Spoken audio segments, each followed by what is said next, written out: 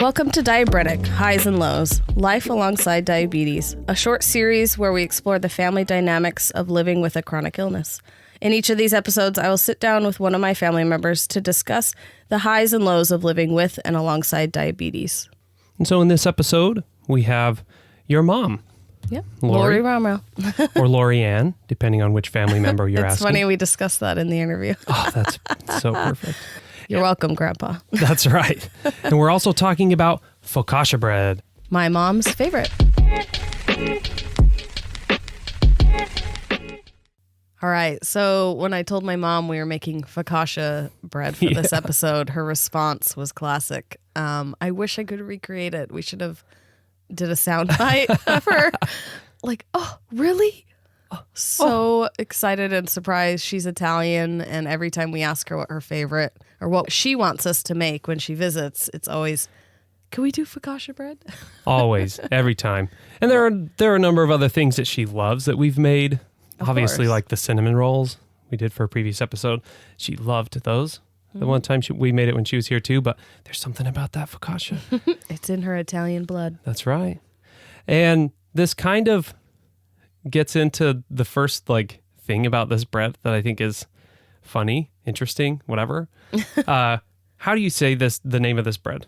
Focaccia? Okay, so I have... I don't know. Am I saying it wrong? I have... No, but that's Okay. the point. The point is that the pronunciation of this bread is, I don't know, dependent on your kind of regional and kind of linguistic background. Because for the most part, in common kind of English, especially American English parlance, we would call it focaccia with this soft SH. Shh. But the double C in Italian is a harder CH. So it's focaccia. Interesting. And so it's funny because I find myself saying both because I've heard both. I have heard you say that. Focaccia, and I always kind of focaccia. giggle because it's like fancy. It just sounds fancy to me. And, there are some, so Brian Ford, who is a baker and now has had some kind of shows. He has a cookbook called New World Sourdough. He has a recipe for focaccia and he spells it out phonetically and it's fantastic. I think it's great. And so I think he spells it F-O-C, it could be a K, I can't remember. I'd have to go and check the cookbook. A-S-H-A. So he actually spells it out phonetically. It's great. But this bread is one of the most, easy. Yeah. And I guess easy because it really... Hard to mess up. Yeah, it gives you a lot of leeway. And the one we made for this episode is a good example of that because we had a moment of, crap, she's leaving tomorrow. We need to make some bread for her. And do we have time? Can we do this? And I was like, well, yeah, let's throw it in the mixer real fast. I think I recall you being like, oh, we don't have time. And I was like, make it. Yeah, okay. Fair enough. Thank you for That's how it correcting really the record. went. Yes. Thank you for correcting the record. So I very quickly threw in a mix of flour. And in fact, I think I did a little more bread flour than I usually do. And then I also did a little more water than I usually do. And more to the point, I accidentally put too much salt in because it came out too fast. And all these little pieces of the mix were like, oh my gosh, this is so ridiculous. And it started mixing and it was very clear that I had a bit more water than usual in this dough. And so it was way slack and loose. I came into the kitchen Holy crap. and Steve had dough all over his fingers and he's trying to poke the holes, stick his fingers or spread. You weren't poking the holes, you were spreading. Yeah, I had just put it into in the the pan. pan to get it to the edges and you were like, there's so much. Yeah. It's so sticky. I had oiled But it's fine. It's oiled fine. up and everything. It's so sticky, but it's fine. It'll be fine. But that's, and that's one of the reasons why I love this bread so much. Beside the fact that it's absolutely delicious, easily one of the tastiest breads that we've ever made. But it's so easy to do it so many different ways, and it still comes out great. And one of the things I like most about this is that because you mix this wetter than you would most other breads, you can't form this into a loaf. Like, you can't shape this and have it hold its shape. It's just not going to happen. But that's kind of the point.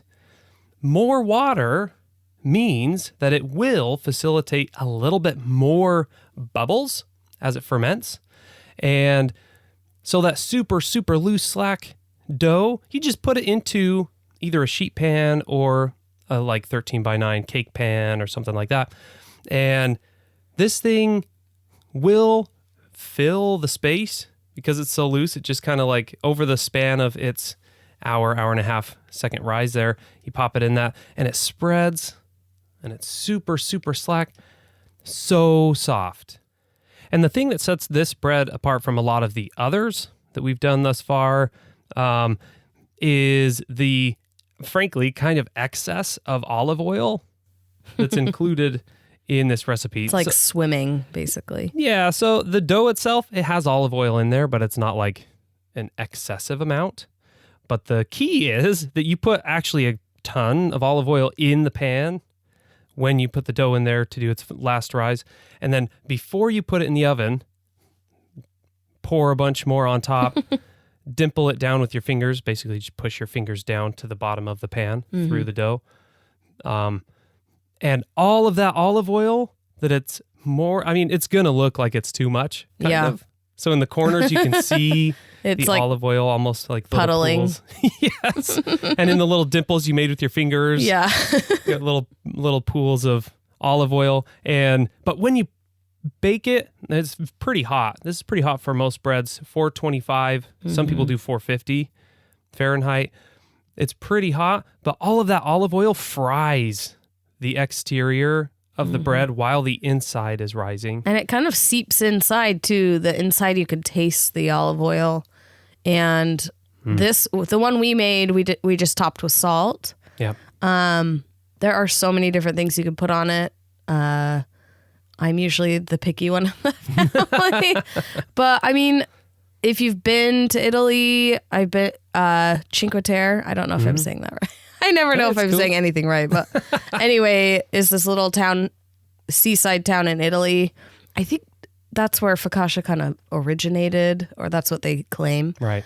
But they have all these little shops with the most bizarre topped focaccia bread you've ever seen. But it was really fun to, see the kind of different things you could top it with. You could really put anything on there. Totally. We've done like tomatoes and peppers, or, onions, you could do fruits even. Yeah, absolutely. Cheeses. Yeah. Garlic is a classic. So like garlic and rosemary is a classic. Yeah, that one's really good. But if you're going to do that, and this is a little tip, don't chop up or mince the garlic because it will burn. By the time it's baked and comes out, there will be black. So leave them whole. You can crush them a little bit if you want to get a little more garlicky flavor, but leave them whole while they roast. Otherwise, you're going to have some charred little bits.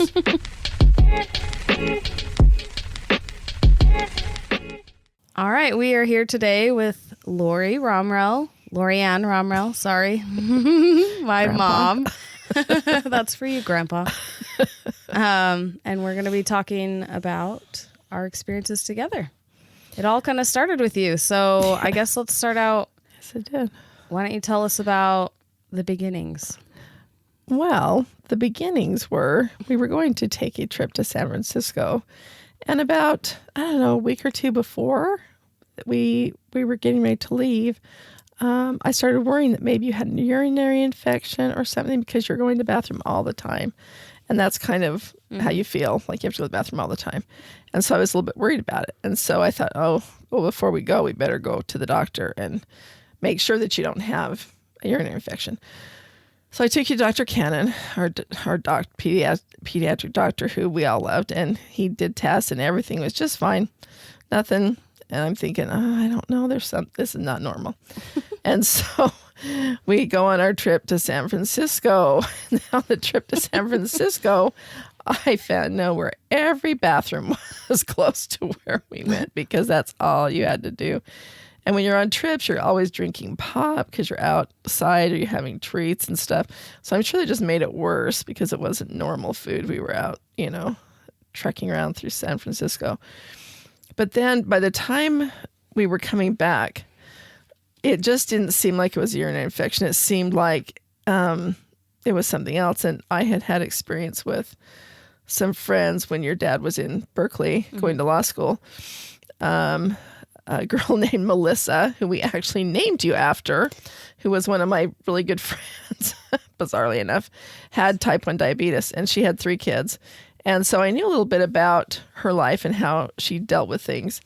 And so it just kept coming into my head that I really think this is diabetes. I'm worried this is type 1 diabetes. I kept telling your dad, and he's like, oh, I don't think so. I'm sure it's just something else. And I'm like, okay. So by the time we came back, you were getting really thin, and you just didn't seem well at all. And so we immediately took you to Dr. Cannon, and we immediately went up to the hospital from there. It's kind of interesting. What I remember, I remember going to I don't really remember being sick. Yeah. I remember specifically from that trip we visited the Allens, and Genevieve and I think we had like a sleepover type of thing with her. We were watching a movie, and I remember specifically we were eating those like sugar straws that are like covered in sugar. And I literally was in the bathroom every 5 seconds. And I remember Genevieve being like, are you okay? And feeling embarrassed about it. But to me, it was just like, I just have to, like, it was weird to me because I was 9 years old. And so when you're 9, you don't. Right. Obviously, you kind of know something's weird, but. And one of the other things that made me believe that it was type 1 was the fact that when you were going a lot. It wasn't like you were just going a little bit. My body was expelling everything. Your body was expelling. So it was so much every time. It just didn't seem right. And I kept thinking, oh, this is just like, and so I just kept thinking that was what it was. I didn't want it to be, but I just kept thinking this is what it is. So what do you remember from Dr. Cannon's office? From Dr. Cannon's office, we went in, he did the blood tests and came back.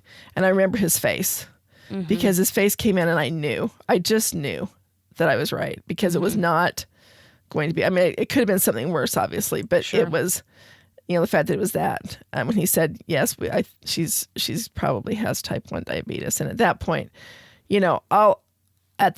all I wanted to do was make it okay for you because I couldn't break down or cry or show any sign of this is a terrible thing because I was just so afraid that it would affect you.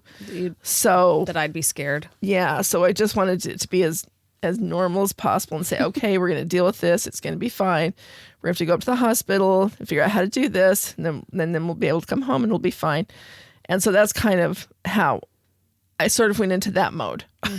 You know me. Which is hard. Being a parent is hard because you are, instead of worrying about yourself, you're worrying about someone else. But, you have to worry about yourself too. Yeah. Or else then nobody's okay. If you're not okay, nobody's okay. Right. And I do remember that after we were there at the hospital, 3 days or 4, I don't even remember. And I stayed there with you, and I slept there. They had on that place, little couch, little chair that turned into a couch, and little chair that turned into a bed, kind of thing. And I remember getting home the first night, and we put you to sleep, and then I went into our room and I just cried. And that was when I cried and cried and cried. And your dad was like, "Are you be okay?" I'm like, "Yeah, I'll be okay." Letting it all out. It was all held in for so long because I hadn't been able to grieve about it or even have any sort of reaction because I was with you 24/7, and I just would not let you see that I was upset about it. I just wouldn't. I was not going to let that happen. Kind of interesting. I think especially now, I think we kind of try to show our kids more of that grieving and emotion, but it's a balance between scaring them. Right, exactly. And, showing them that, being scared and being sad, and it's all part of dealing with the emotions of diagnosis, right? Right. And really having that great nurse, I can't remember her name now. Joan.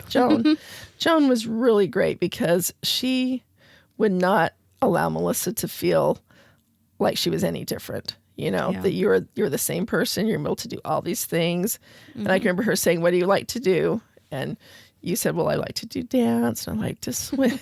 She said, "You can do all those things with diabetes. You can do all these things. You don't have to change anything." And Melissa's like, "Oh, okay." So I think it was very interesting that she sort of led the way for me in how to talk about it with you. And that really helped me to sort of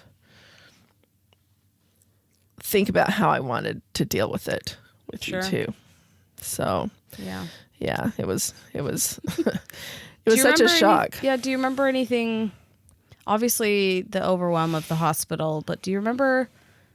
We've been talking with siblings. Do you remember talking to them about the diagnosis and kind of explaining them? Do you remember what that was like? Yeah, it was. I remember the one thing that I remember the most, which just made me cry, was that after we told the boys, Matthew and Christopher, and I think it was Matthew that said, "Why couldn't it have been me? I wish it was me and not Melissa. Why couldn't it have been me?" And Christopher's like, "Yeah, it should have been me." And it was just like, it was this little moment of knowing how much they loved you, that they just couldn't fathom that something like this was happening to you, their sister, when it should have happened to them instead. I mean, I just thought that was really, that was one of the sweetest moments, because brothers and sisters are not always kind to each other. But it was one of the sweetest moments, really. But talking to them about how we wanted it to be as normal as possible. We didn't want it to be weird. We didn't want it. We wanted you to have we wanted it to be as normal as possible. So that was our real goal, was to try and keep it level and not big emotions, because if it gets these huge emotions, it's already so overwhelming. Yeah, because it's hard for you as a little child to understand this is forever. Yeah. Whereas for us, it's forever. And even though we hoped for a cure, which we're still hoping for, like sure, a million years later, but it's knowing that we know what that means in the future. You're not even hard to close to be able fathom or that. the boys aren't even close to. Once they knew that you weren't going to be sick, or that you weren't going to die, or something like that, then they were okay, as long as we knew what to do. Yeah. And learning what to do and how to take care of it all was a little bit overwhelming for everybody, I think. Yeah, I think what I remember most was school, and you're, always telling me to make sure everybody knows and everybody knows what to do, and you were like my champion. You would make sure my teachers knew what to do, and right. I think there was a lot of there were different teachers, right? Teachers that handled it differently, and teachers that handle it very well, and one in particular that handled it very poorly. But one of the things that was hardest, seriously, was letting you out of our sight. And I think that we had this trip planned to England with our friends for 2 years, and you got sick right before this, and we had maybe 3 or 4 weeks to get ready and get everybody else ready who were you supposed to be staying with, all the aunts and my mom and grandma and everybody. And it's like, is this even possible? Should we just not go? So we finally said we're going to go. But being away was hard, because a part of me was still there with you all the time. So I'm in England, I'm enjoying it, but there's still this part of me that was there. And that didn't end. Every time you're at school, and for a long time, it was just, is everyone taking care of you? Because if something happens, then and we're not there, then someone else has to know what to do. Those kind of fears are part of being the parent of a young diabetic. And I think what we've learned is even an adult diabetic, right? Because I think you and Dad still kind of have that fear, which is I think normal, but I think that's really shaped kind of how we've grown as a family, is that sort of protective quality. We all want to protect each other, right? That's true. But I think it never goes away, but you put it aside so you can function, you know, but it never goes away. Especially things like if I know that Steve's going to be gone and you're going to be here and you're going to be alone, that does make me a little crazy still. I still get a little uptight and nervous about it because there's always that possibility. And that's the part that's hard to put aside, even though, you know, I know you take great care of yourself. It's so rare. For sure. And what was interesting to me was it was so rare. We would go to, like we went to Camp Utah, or we went to these different places, and people would say, "Oh, and how many times has your daughter been in the hospital?" And I'm like, none. Or, well, I guess there was that one time where she, you know, one time. So it was very obvious that you were a very responsible person taking care of your diabetes in a way that, in fact, your dad and I rarely had to worry about it in any way, you know, other than making sure you had something with you, like a juice or something. The most part, you were just doing it. And so it took a huge burden off of us because you were so responsible, where a lot of other kids are not. And being a teacher, I've seen both sides. There are kids who are really responsible, and there are kids that are horribly irresponsible. And so you're just like, wow, we were really, really lucky to have you. Yeah, all the parents with diabetic kids want their kids in your class. That's true. Because they know, Yes. put them in my class, please. And you kind of shepherd them into your class because you know what having a teacher who doesn't, you know, and not always through a fault of their own, just cluelessness or not really understanding what can happen. But I know when someone's acting a little bit off. Yeah, because if someone's going low, she has or like a spidey really high, sense for being I low actually and high. know now because it's like, wow, I think you're low. Should we go check your blood? Oh yeah, maybe. Okay, and then send him down the office. And it's nice now that kids don't have to go to the office every time. Yeah, because that was a big thing. It used to be that you had to go to the office every time, and now they can take care of it on their own. That was such a huge difference. Definitely moved forward and kind of allowing for. I mean, I remember it was like, I didn't take shots at school. I took a shot before school, and then it was like, let's just hope it all goes into action. Make sure like I'm eating. It didn't really allow for, you know, things that happen. Right. You know, having lunch later or not being as hungry. And so I didn't want to eat everything that you sent me. Right. So or if they had a party and there was going to be, you know, cupcakes or something else, there's not a whole lot we could do about it at that time. Sure. You know, so they would always try and do something different for you. And sometimes that's good and sometimes that's bad. You know, it's just, you never quite knew how to deal with it. Yeah. And one of the things that made it easy about school was that you had an advocate without me being there, because your advocate was Marilyn, who was one of the the main secretary there.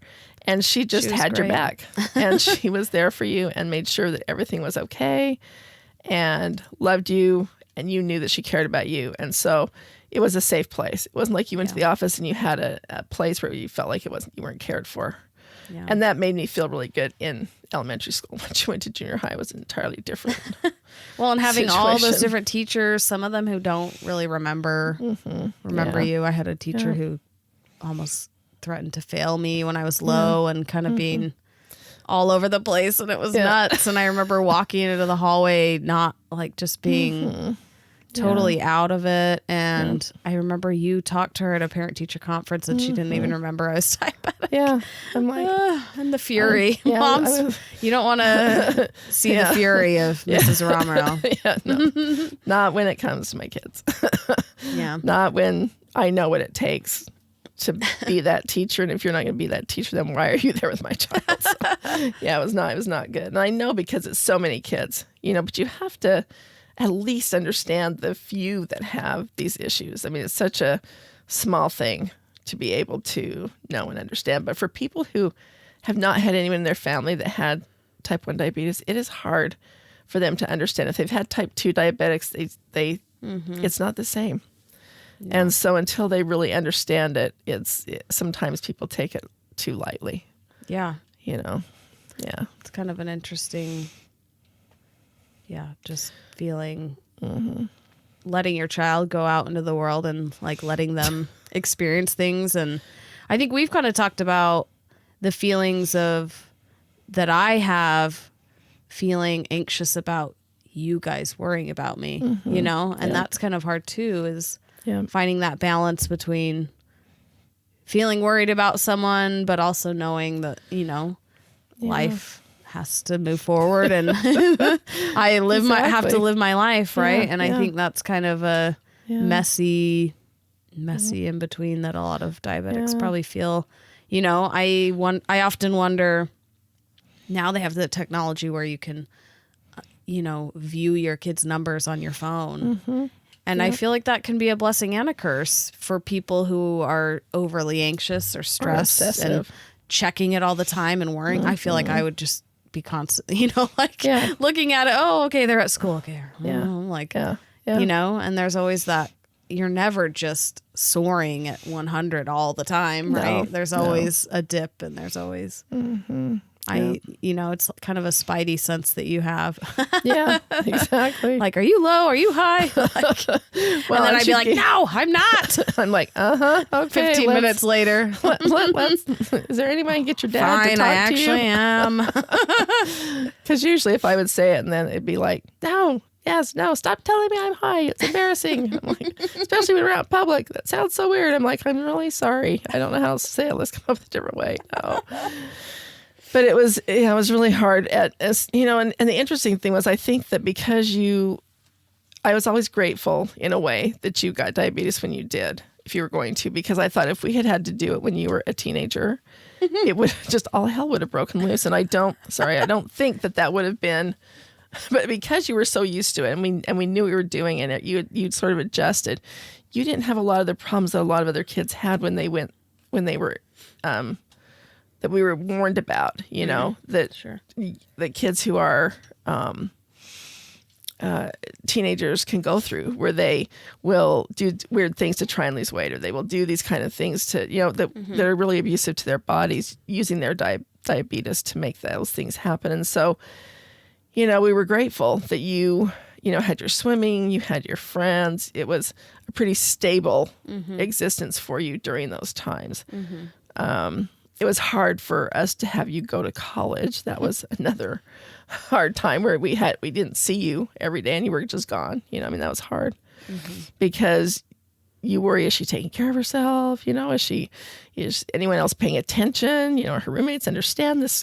That's what might happen if she gets weirdly high and angry or low. And you know. Do you remember that time when I went low, when Kaylee called you? Kaylee called me, yeah. What do you remember talking about? I remember Kaylee going, Melissa's not acting normal. She's not acting normal. She's not making any sense. I said, is she low? I don't know if she's low. She won't test. I'm like, okay, you need to get her to drink. You need to get her to drink juice right now. Get her to drink juice right now. I'm yelling at the phone, you know, like telling people what to do. You get this right now. And so those are moments where it's like, and you're far away and there's nothing you can do. And that is really, really awful. That's hard. Yeah. What do you, talking about that being far away, what do you remember from the low that Steve and I talked about? You know, that was like the worst. Have you blocked it out? No, that was one of the worst nights of your dad and I's life. I mean, seriously, I could not sit still.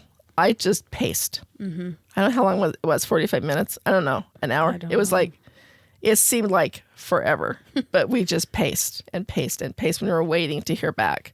Because once I told Steve what to do, and he's like, oh, okay, because I was being very direct. Boom, do this. He's like, oh, okay. Because he couldn't think at that point, because he was like, it is a moment of sheer terror. Is what it is. It's just terror. We don't know what has happened. You could have been anything. You could have been taken by someone. I mean, we don't know. So it's like total panic, right? And so, you know, and we're in Utah. There's nothing we can do other than listen and wait. And so, yeah, that was not a good night. No. Do you remember, was there anything that helped? You know, I mean, you said you were pacing. What other kind of things were you talking about it? We just talked. What were you talking about? Like Dad and I are like, we were talking about all the scenarios that it could have been, where you could have gone, what could have happened. You know, all the horrific things, you know, they would find you, it'd be too late. I mean, you went through the whole thing crying, you know, just, Yeah, it was not okay. And so, and every time in these situations, I get so uptight. Like, what could I have done to make her carry juice with her? What could I have done to make her have these things with her instead of her saying, "Oh, I'm fine." You're like, ah. So that's the part that was frustrating. So you're kind of putting it on yourself still. Sure. Yep. Which is kind of interesting. Yep. You know, because why did I not make her do this? Why did I not insist that she always had this with her? Why did I not? Well, but you do. So that's funny because you do I know I always. do. So, you know, I mean, that sort of weight, I think as parents, you kind of always carry that sort of stress and, you know. Yeah. But, so I guess how did you feel when Steve called you? Oh, my word. Found me. What happened then? Oh, it's just that whole adrenaline rush. Your dad and I just, because it was late. For us, it was like, what, one? No, it was earlier for you because. Earlier for us. Yeah, Utah's earlier. I thought we were in bed though, but. It was probably 8 or 9 when I don't know. Steve called you initially. So just literally collapsed on the bed. That adrenaline left and it was just. Relief. It was, well, relief, but it was also utter exhaustion. Mm-hmm. There was no, you know, just crying and holding each other and, you know, it's okay. But yeah, it was horrific. That's probably the worst. All the other things were hard or difficult, but that one was the worst because we were so far away and there's nothing we could do. Mm-hmm. It was like the one with Kaylee, but you 1,000 times worse. But you did help. You know, you went into that mode of, okay, like, here's the things, do these 3 things. Yeah. You know, and so you did help in a way, but you always do feel kind of helpless when it's not you. And I think that's kind of what has been most interesting for me talking to you guys is, you know, the hearing your experiences and how you feel and how you react when you aren't the person having, you know, having diabetes, because it is a lot. It's a lot emotionally and it's a lot physically. You were talking about the adrenaline and the kind of fear and, you know, responsibility that you take on as a parent with someone with type 1 diabetes is a lot, you know? Yeah. Well, and I've seen parents like bring a diabetic kid with Jamba Juice in the morning. And I'm like, what are you doing? You know, my brain cells, I'm like, what is happening? You know, just trying to figure out, wow, I know you can give them insulin for this, but this is not a great way to deal with your sort life. Of with that, you were talking about sort of the crash that they would have afterwards, right? Yep. And, you know, that's a hard thing to navigate because everybody navigates their diabetes differently, right? Yep. And that's a hard thing as a parent because you were wanting to always have control and knowing what was happening. And that's hard to watch other people do different things because everybody handles their health differently, right? And it's not necessarily bad or worse. But you were kind of in this weird position as you were the caretaker for half the day. Right. And you were seeing this pattern of, okay, high, low, high, low. And you know, that's really hard to navigate. Going to the office over and over and not being able to deal with it, you know, and not being able to have a normal school day. Yeah. Because at that point, she's losing out. That person is losing out. And yeah, it was frustrating and hard to watch at points. But she ended up getting a pump and ended up being able to be much better. It helped her in ways that were really great because she was then, the little girl was in control. More in charge and of her I own. think that really does help kids. I don't know if that's how you feel too. Because I feel like before so much was out of your control. The doctor would tell us how much to give you and what to do and this should work, you know. And in some cases it did, in some cases it just did not, you know. We'd always try and give you protein when you went to sleep so you didn't have lows, you know. Yeah. You know, I don't know how many pans of scrambled eggs I made. I mean, just, you know, I was an expert. I don't like them. In fact, I hate eggs, but I was. That's the mark of true love when you hate something and you make it every night. Every night. That was so funny. But yeah, I think it's very, very difficult you can't prepare yourself for it, you know, just as a parent who has any other kind of child that gets an illness that is a long-term illness. It's not something you prepare yourself for. But once you're there, you have to make a decision about how you want to deal with it. And so I feel like we really wanted to make your life as absolutely normal as possible. So we adjusted at home where we had very little extra sugary kind of stuff, giving other choices, other things that we did. None of us ever drank a sugar drink after that till they went away to college or did whatever they wanted, but not at home. Right. And adjusting with, we would always go and get you ice cream cakes from Dairy Queen for your birthday because those were much less sugary.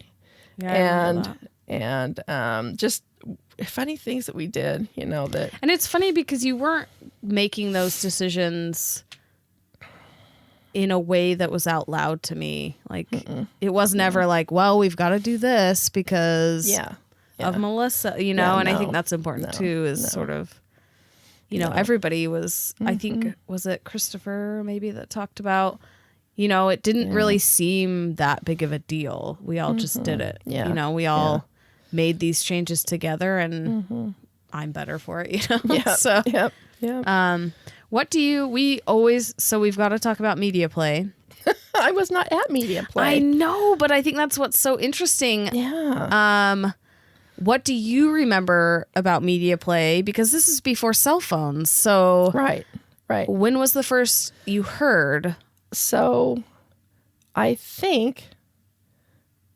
don't know if Dad called from media play, if he found a phone and called from there, or if he called from the hospital. I don't remember which one. I just know that I got in the car and drove like crazy and got there. To media? Did you come to media play or to the hospital? No, to the hospital. Okay. Yeah, directly to the hospital. And I think I may have had Andrew with me. I don't know. I can't remember because my memory's not that great. I just remember. This was 20 years ago. Thinking to myself, we are so stupid. We are so stupid. We gave her insulin and then went to media play and did not go get food. What are we doing? It's just like, wow. Because we never did that. Right. We were always so careful. And then just, once not thinking about how it's going to affect you because it just became so normal. Yeah. And then all of a sudden, Do you remember any of the other kids' reactions afterwards? Yeah, because they were really intense about making sure that that we did not give, like if we gave you insulin, we were eating. They made sure that we were eating right then. There was a time for Christopher and Matthew. I think they were just like, are we eating now? Okay, so we're eating now. We're eating now. So there was a little bit of a overreaction for a while, I think, until it kind of eased out a little bit and became normal again. But I think they realized that it was more serious because you forget until you have an experience like that how when serious it can be. everything is kind of, this is how it always is and normal. Yep. And you kind of get in a routine that doesn't feel like anything is different. And you had so few of those. Yeah. It was so few really that there was just, because you really did take care of yourself well and so much on you, because as a parent, if a kid wants to go sneak stuff or go do things, there's not a whole lot you can do about unless you're with them 24/7, which you can't be. Right.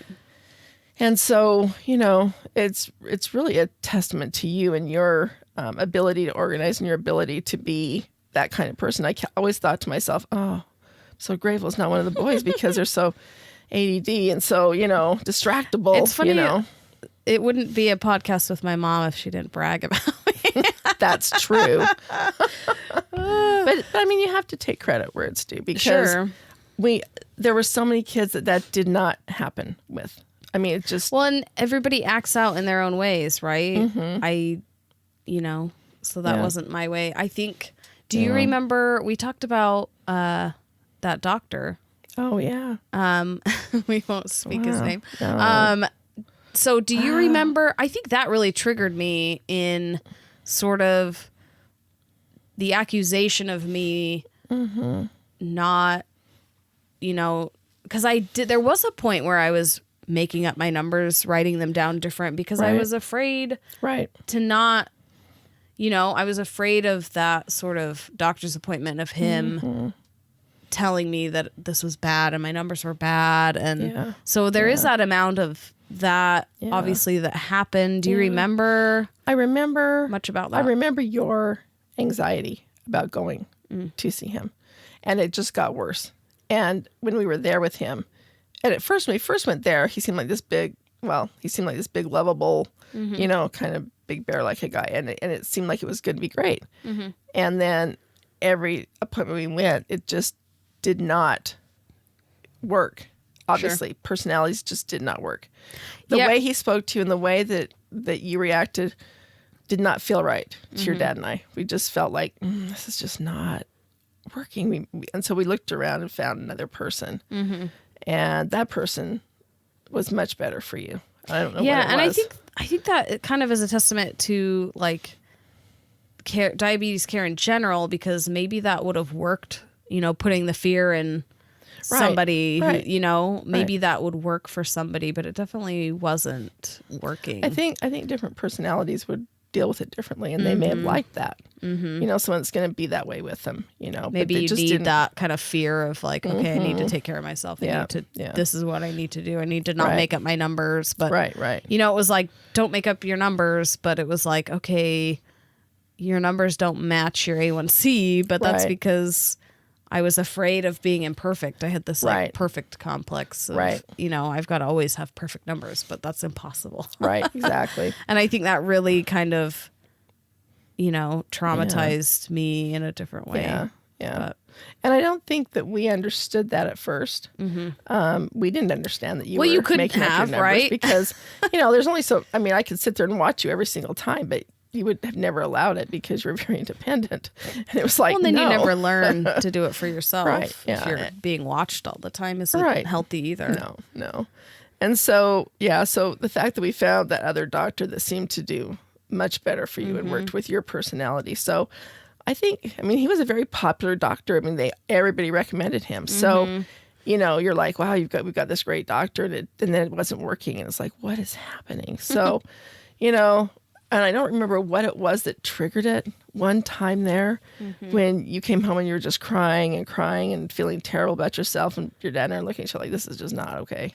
We can't do this. We got to find someone else. That's kind of an interesting thing too, talking about how everybody recommended this person and it was great, and then not having that experience. Yep. And so, a lot of times in the medical field, you kind of aren't sure if, is this how it's supposed to be? Is this normal? Is this like, that's a complicated thing to deal with. And since we were new to it all, we didn't know, right? How this was all supposed to go and how appointments usually go or what. Yeah, exactly. So, you don't know that there's different ways of dealing with it and different personalities. And this is the person, I'm using my hands because it's cracked with my hands, putting my fingers up for quotes. This is the person, that we should all be so grateful that we have him, and so it was not good. It was great that we had Dr. Cannon because he sort of helped make it feel okay. Mm-hmm. So when we would go to the diabetes side, we still would go see Dr. Cannon. And he was still very positive about everything that you were doing and how he had a very calming. I remember he was always very calming and like kind and gentle and huge, tall person. He had to duck to come into the room. The kids would watch him do it every time, but they just loved him because he was great. He talked to them like they were human beings and respected them. He didn't just talk to us. He talked to the kids, and it was good. It was really good. Yeah. So you mentioned a little bit about your friend Melissa, who you named me after, which is so nuts that you named me after. I know. A diabetic. I'm like, wow, that was great. Some weird serendipity. Yeah. But crazy. One of the interesting things was that we had you write her for a while. Mm-hmm. And her daughter. We became pen pals. And that was nice because you had someone to talk to who actually knew how you felt about things. And I can remember trying to get you to go to diabetic camp, and you did not want to go. Oh, you fought it so hard because I wanted you to know and feel that you weren't alone, you know, and you did not want to go. And then Christopher went with you. Did he go the first time? Yeah, with he you? went twice with him. Yeah, he went the first time you went. And because we just felt like, okay, if Christopher's there, then maybe she'll be okay.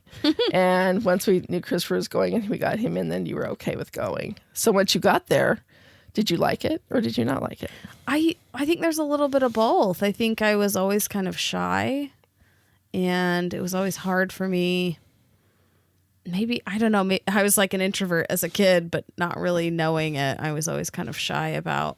Once I was at a place and comfortable, then I was fine and I would flourish. But those kind of new things were always kind of scary for me. Yeah.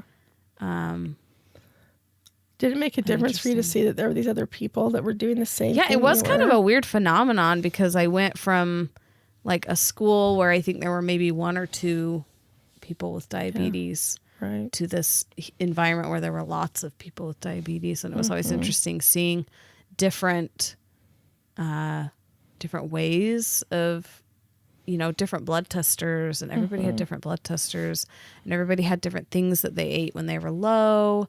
And so that was really interesting, kind of seeing other people with diabetes and how they were, you know, treating their diabetes. Because when you were low, you don't know what that looks like.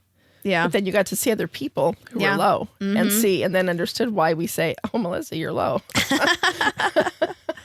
Yeah. Seeing kind of other people's experiences was interesting. Yeah. I think as a kid, I don't know how to answer that because I don't remember. I remember not wanting to go and not liking it, but you know, I think I did.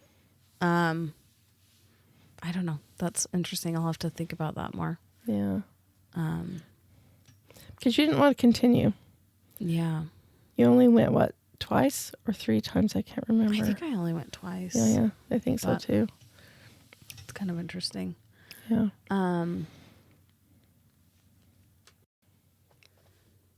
Okay, we had to take a low break. Ironically enough. So if I've been weird during this interview, you know, I've been a little low. Anyway, so we've kind of jumped all over, but I think one of the story I always think about when I think about kind of defining moments of your diabetic life. So I was in 5th grade, and this was a really hard year. And I've kind of thought about this a lot over the years. And I really wanted you to talk about this because it was defining for me too. Yeah. And I think, okay, so this 5th grade class was kind of crazy. And as I've said over the years, you know, I've thought about it and thought about the stress. I always kind of think about when you've grown up, you think about things differently than when you're a kid, and it's this huge, crazy thing. So in 5th grade, I always had my friend Lainey with me. Well, and I insisted. I'll have to interview Lainey at some point. I've got to call her, see if she wants to be interviewed. That's true. Because she honestly really, I mean, she was my best friend growing up, and we had been, you know, we were tied at the hip and did everything together. And she kind of was my person, you know. Anytime I had to go anywhere, go to the office or do anything, she would go with me as sort of like someone in case something happened, right? Because it was a rule that if you were diabetic, you had to have someone with you when you were, especially if you were low. Yeah. Going to the office. Anyway, my teacher at this point had basically said, you know, if you're low, you just go. You don't need to come ask me. You take Lainey and you go and I'll know. Anyway, so that was kind of set up as this system of, you know, you just go and take care of yourself. You go to the office, you do what you need to do. And so I had been, we were on our way to, I think, a gym class, and I could feel that I was kind of going low. And so I had taken Lainey with me, and we had gone, and I think we had gone to the bathroom. I had drank my juice, and she had realized we were gone and probably panicked. Honestly, like thinking about this outside of the horrible situation that this was, but she had come and found us, and the whole class was with her, and this is how I'm remembering it. I'll have to ask Lainey how she remembers this situation. But anyway, I was mad and freaked out that we had left, and was yelling at me about, leaving and not knowing where we were, and yelled. And I remember distinctly her saying to me, I know that you'll never be normal, but that's not an excuse for like doing this. She was just in a rage about, probably scared that I had gone and,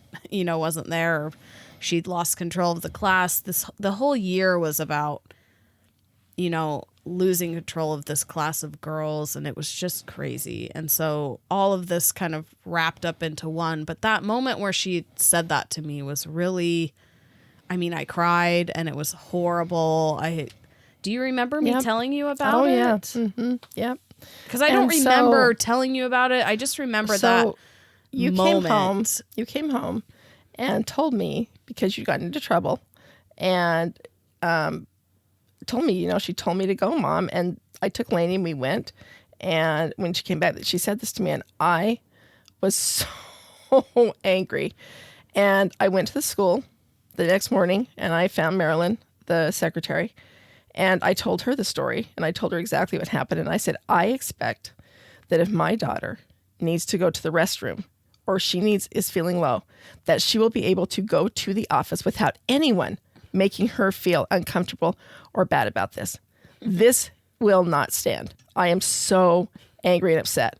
And at that point, Marilyn just lost it. And she was so She was mad. my champion. And she brought that teacher down there, and she told her in no uncertain terms exactly what she was going to do and exactly how she was going to do it, and that this would not happen again, or she would no longer be teaching at that school. I don't know that Marilyn had the right to say that, but she scared her, which she should have, because it was horrible what that teacher did to you. It's interesting, too, because, now thinking back at it, it is kind of a defining moment of something that someone said to me that really, made me... just made me second guess everything about myself. Mm-hmm. And thinking about it now, I'm not normal, and that's great, and so I think about it in a different way. And, when someone says something awful to you, you try and turn it into something else. Right. And it's so interesting that those triggering moments, because I feel like I'm constantly being like, do I remember this correctly? Am I remembering this how it really happened? Because those things that happen to you, you really, you remember them a certain way when it happens to you. And that's kind of what matters. Not, maybe she didn't mean it that way. Maybe she didn't, intend it that way, but that's how it hit me. And one of the things was that your dad and I had worked so hard to make sure that you knew that everything was going to be okay. And that no matter whatever happened in your life, we would be able to deal with it, and it would be okay. And the fact that this person said this to you it probably really triggered you too. It did. Brain stem. I was so angry. Literally angry. I was so mad because, and number one, as a teacher, I know that you don't do those kind of things. But you weren't a teacher then. But I had been a teacher. You had been trained, but you weren't a teacher. Yeah. But I was trained. I knew. You just don't do something like that. If you are having issues with someone, you put it aside, you wait, and you take care of it. You don't do it in front of the whole class. In front of the class, I think that was really traumatic for me because we've talked about this before, not wanting people to know that I'm different. That was kind of, and I think that was maybe one of those triggering moments for me of feeling embarrassed about it, feeling the shame of getting in trouble and, which you never did. I didn't.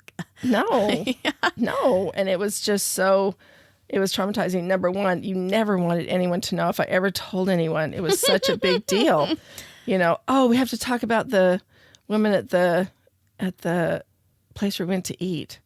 Oh, yeah. Oh, that was the worst. Oh my gosh. Okay. Oh. It's funny because this is one of those lore stories too that gets man. told over and over again.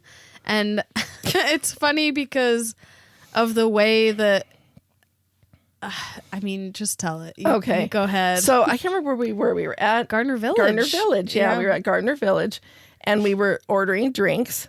And I said to them, because you were still little, like just barely, this has barely happened to you. Maybe 10, Yeah. 11. Yeah. And so I asked the waitress, do you have any diet drinks? And she's Other than Diet Coke. And she said, no, we don't. And I said, oh, okay, well then Melissa will just have water. And she looked at me like I was lit. I had the other kids with me. All of them were there. And they all had their drinks, you know. I thought it was just us. No. The other I kids, I feel think like the I other kids only were there remember it too. being us, but that's No, fine. the other kids were there too. And she looked, and that's why it was so weird because I wasn't saying all the kids had to drink water. Mm-hmm. They got what they wanted, you know. And then we got to you, right? Mm-hmm. And I said, oh, well, she's just gonna have water then. Like I'm worried about her weight or something, you know. And the lady was so mad. Oh, you could She was tell. like slamming stuff down on the table. Yeah, she was and really kind of mad at just me grumpy. because she thought I was like the worst mother on the planet because I was making my daughter drink water and would let her drink a sugared drink. And then at some point, I managed to tell her, you know, like mentioned it. You're I like, did. I I'm gotta like, mention this. yeah, I said, I've got to tell her we're going to find something wrong in our food. I mean, I don't know. This is not good. So I finally found a way to let her know. I said, yeah, it's really hard when places don't have, you know, other diet drinks. You can't bring something in because my daughter's type 1 diabetic and she can only have non-diet drinks, you know. And she's like, oh, I'm so sorry. I wish we had something. You know, and then it was all nice and she was kind and she did all these things for us. And it was like, oh my word, you know. But it's interesting that without knowing how others are looking at what we're doing, it can be putting out very different. Well, there's a lot about, you know, a lot of fat shaming that goes on with kids and controlling what kids eat. And that can be really detrimental, right? Mm-hmm. And so, of course, I would probably think the same thing, I right? know. Like, oh, how rude. I know. Like, you know, this parent thinking this Oh little my twiggy word. kid can't have she was so anything. skinny and you were so skinny at the time. It was like, oh my gosh, what the heck? She thinks I'm a horrible mother. Well, and I think that's kind of one of the biggest, you know, as you've talked about, you know, your experience as a parent, I think you take that on, like, what do I look like? What do I seem like? And I think that's, Yeah. you know. Yeah. Well, and part of it too is the fact that, you know, am I doing enough? You know, all these other parents that got really involved in the diabetic movement, all this kind of stuff. You know, I never do that. It was not my thing to do that. I mean, I supported things, but I was not the type to go and some people really have that reaction when something like this happens Right. to one of their children. But I was raising 5 kids. I had to, they had to be part of, I had to be part of their lives too. Sure. And if I took that whole bit, it was not, it would take away from what I was able to do for them at the Right. same time. Yeah. So there were decisions that had to be made at the time that were hard, but that, you know, you just have to go forward doing the best you can. Yeah, being a parent is hard. It's funny the things you see once you are a parent that like make you realize how hard it is. We're talking about this as, you know, you've been here visiting for a week and being a parent is hard. And, Yes, it is. you know, chronic illness is hard. And I think, you know, all you can do is what you can do. And I Right. think you guys, Right. you know, I always felt, I guess I didn't ever feel like you guys were treating me differently or doing the things. I always felt cared for, and I mean, that's big. The only thing that was hard, I feel like, was when I had to tell people that you were diabetic because I was leaving you with them or that they were going to be in charge of My you at biggest some thing point, was and you like just in hated middle it. school and high school, you threatening to come in and tell my teachers that I'm diabetic because you were so Because you afraid wouldn't of not do it. telling. I did. I didn't. I was would so tell my afraid. teachers. Well, that was after my teacher acted like she didn't know, and so then you, for a minute, you were like, "You aren't telling them." I was like, Yes. I am telling them. I am. They're not remembering. So It's interesting because we've talked to other parents, and over time, I feel like it's always kind of a similar experience of, because you can't control it, right? You can't, as a parent, you have to sort of sit on the sideline and let your child kind of navigate this existence. And well, think about it. When you were first in junior high, I made sure Lainey or one of your friends was in every class. Poor Lainey. Just because I didn't, not just Lainey, but others of your friends, as long as there was one who knew what to do for you, then I was okay. But, and then once you got to high school and stuff, I didn't have that anymore. It was like, I was fine. I have no control. I survived. I don't think I ever had any crazy lows at school, in high school, which seems crazy. But. I know. Because you didn't get your pump until after you'd quit swimming. Right? Yeah, I swam in high school, so I didn't have an insulin pump. It felt like it would be irritating and just annoying to have it. Yeah. So I didn't have it until college. And thank heavens, because that was a game changer. Yeah, it was just a different way of care, and I think there's lots of different ways that people choose to treat their diabetes, and it is always kind of interesting. So thanks for interviewing with me. I know it's hard to talk about feelings and emotions of what it's like to deal with chronic illness, but it's been a good conversation and fun to kind of talk about all of the things, the few things of the many stories that we've told. That's true. You have always been at the epicenter because you were with me at the beginning at the hospital, and and that is a difficult thing to, you were with me and along the way of learning this life-changing thing.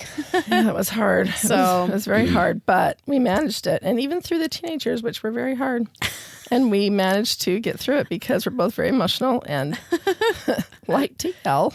Yeah. And the poor boys would be like, what is happening?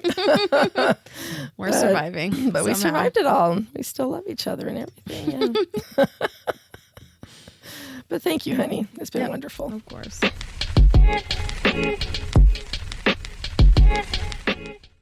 Well, that wraps up this episode of Highs and Lows, Life Alongside Diabetes. This was a really fun one and kind of exciting and also a little stressful with it being your mom. Yeah, it's hard to interview.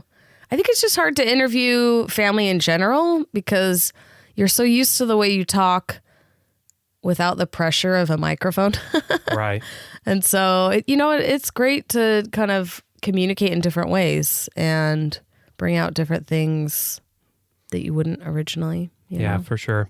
And this is the 13th episode of the series so far. And so... Lucky 13. Lucky number 13. Melissa's lucky number. She won a car with that number. My word. In high school. That's a tangent. That is a tangent. But we are on the precipice of wrapping up season 1 here in a couple of episodes, probably.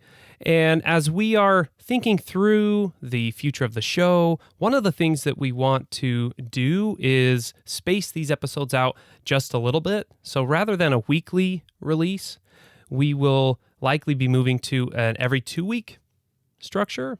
We've got to keep our sanity somehow. We got to keep our sanity somehow. A lot of stuff going on. Recording in the middle of the night when our kids are asleep.